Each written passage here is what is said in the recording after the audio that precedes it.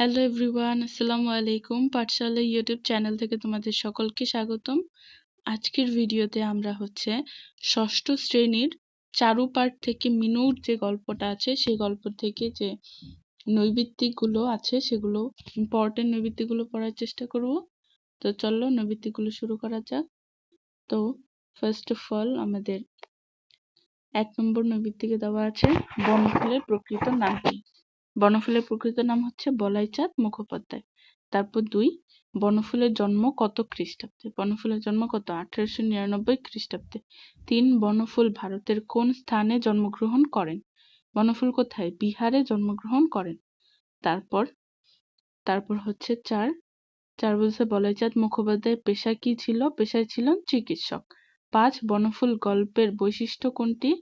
বৈশিষ্ট্য হচ্ছে আকর্ষণীয় উপস্থাপনা। 6, বনফুলের উল্লেখযোগ্য গ্রন্থ কোনটি? অনুগামিনী। তারপর 7, বনফুলের মৃত্যুবরণ করেন কোথায়? কলকাতায়। তারপর 8, বনফুলের বেশি আগ্রহ ছিল কিসে? ছোট গল্পে। তবে কত খ্রিস্টাব্দে বনফুল মৃত্যু হয়? 1979 খ্রিস্টাব্দে। এবার আমরা পড়বো মূল পাঠ থেকে কিছু নৈবিত্তিক। 10, মিনু ছিল কি? মা মরা মেয়ে। 11, মিনুর বাবা মারা গেছে কবে? মিনুর জন্মের আগেই। তারপর 12, যোগেন বসাক সম্পর্কে মিনুর কি? পিসে মশাই। যোগেন বসাক কি হয়? মিনুর পিসে মশাই। তারপর 12, এটা তো আমরা দেখেছি। তারপর 13, মিনুর বন্ধু হলো বাসনগুলো। মিনুর বন্ধু কে? বাসনগুলো। তারপর মিনু খুব ভোরে ওঠে কেন? কাজের জন্য। তারপর 15 কুই কুই শব্দ মিনুর কিসের অভিব্যক্তি? উচ্ছ্বাসিত আনন্দের। তারপর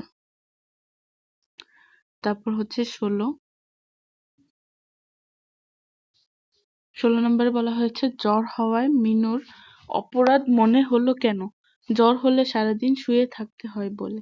তারপর 17, লেখকের দৃষ্টিতে শুকতারা কি?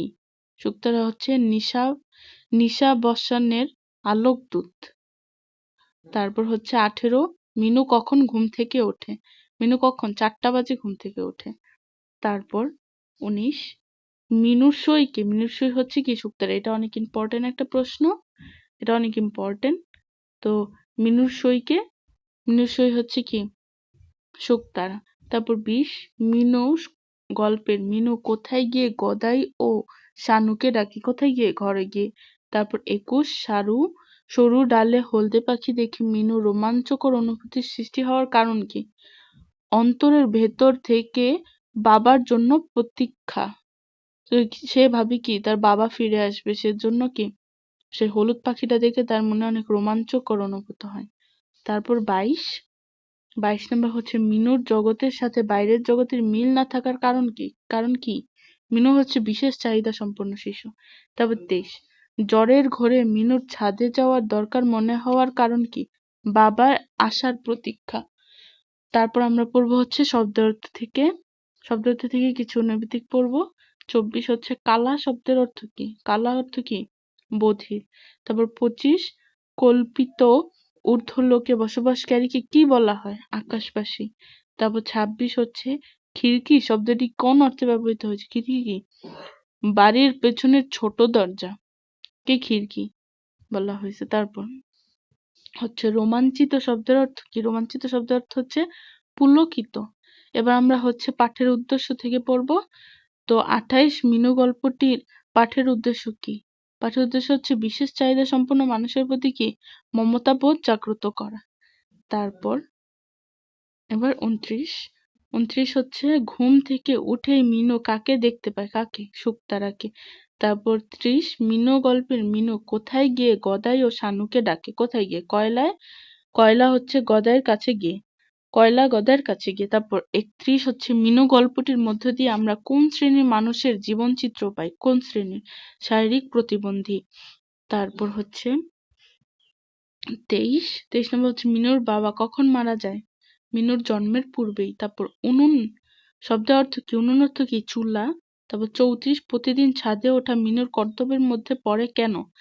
হলদে পাখি বসেছে কিনা দেখার জন্য। তারপর 35 হচ্ছে বনফুল তার গল্পকে কিভাবে বর্ণিত করেছে? কিভাবে? ছোট গল্প হিসেবে বর্ণিত করেছে। তারপর 36 বলছে মিনু কোন শত্রুর ওপর হাতুড়ি চালায়? কোন শত্রুর উপর? কয়লার উপর। তারপর 37 মিনু ছিল কি? বিশেষ চাহিদা সম্পন্ন শিশু। 38 মিনু দুঃসম্পর্কে পিসির বাসায় থাকে কেন? কেন? সে পিতৃ-মাতৃহীন বলে। তারপর হচ্ছে 39 হচ্ছে এগুলো হচ্ছে কি বহুপদী প্রশ্ন, মানে তোমাকে একের অধিক হচ্ছে অপশন বাছাই করতে হবে। তো মিনু ছিল কি? মাতৃহীন, হ্যাঁ। পিতৃহীন, হ্যাঁ। এবং প্রতিবন্ধী, হ্যাঁ। তিনোটাই। তাহলে কি হবে অ্যান্সার? ঘ। তারপর 40 হচ্ছে মিনু হলদে পাখিদের জন্য অপেক্ষা করায় আসলে প্রকারান্তে কি? তার বাবার জন্য অপেক্ষা করা, হ্যাঁ। তার পাগলামির বহিঃপ্রকাশ, বাবার প্রতি ভালোবাসা, না। 1 এবং 3 হবে অ্যান্সার। এই যে মানে খ নাম্বারটা অ্যান্সার হবে। তারপর 41 যে শব্দ মিনুর আনন্দের অভিব্যক্তি, কোন শব্দ? কুই কুই, হিস হিস নাকি ফিক ফিক? কোনটা? শুধু কুই কুই। কুই কুই কি তার আনন্দের অভিব্যক্তি। তারপর আমরা 42 নাম্বারটা দেখব। তারপর 42 নম্বর বলছে মিনুর শত্রু হলো, মিনুর শত্রু কে? পাখি, মিটসেফ, কয়লা। কে? মিটসেফ আর হচ্ছে কয়লা হচ্ছে মিনুর শত্রু। তারপর 43 বলছে মিটসেফ মিনুর শত্রু কারণ কি? সব খাবার পেটে পুরে রাখে, মিটসেফ খাবার তালাবদ্ধ করে রাখে, মিটসেফ অতি নোংরা। কোনটা হবে? হবে 1 আর 2। তার মানে হবে অ্যান্সার হবে হচ্ছে খ, সরি ক। তারপর 44 হচ্ছে আমাদের উচিত প্রতিবন্ধীদের প্রতি কি করা? সাহায্যের হাত বাড়ানো, করুণা করা এবং মমতাবোধ জাগ্রত করা। কি করা আমাদের? আমাদের উচিত হচ্ছে গিয়ে সাহায্যের হাত বাড়ানো এবং হচ্ছে মমতা বোধ করা। তো অ্যান্সার হবে খ। তো আজকে হচ্ছে এই পর্যন্তই। এই 44টা এমসিকিউ তোমরা আশা করি মিনু থেকে 44টা এমসিকিউ পড়লে তোমাদের কমন পড়বে। এরপর নেক্সট আমাদের আসবে ভিডিও হচ্ছে মিনু গল্পেরই জ্ঞানমূলক এবং অনুধাবনমূলক প্রশ্নের। তো তোমাদের যাদের যাদের সেই ভিডিওটি দরকার তারা কমেন্টে জানাবে এবং নেক্সট ভিডিও দেখার জন্য তোমাকে আমন্ত্রণ রইল। ধন্যবাদ সবাইকে ভিডিওটি শেষ পর্যন্ত দেখার জন্য।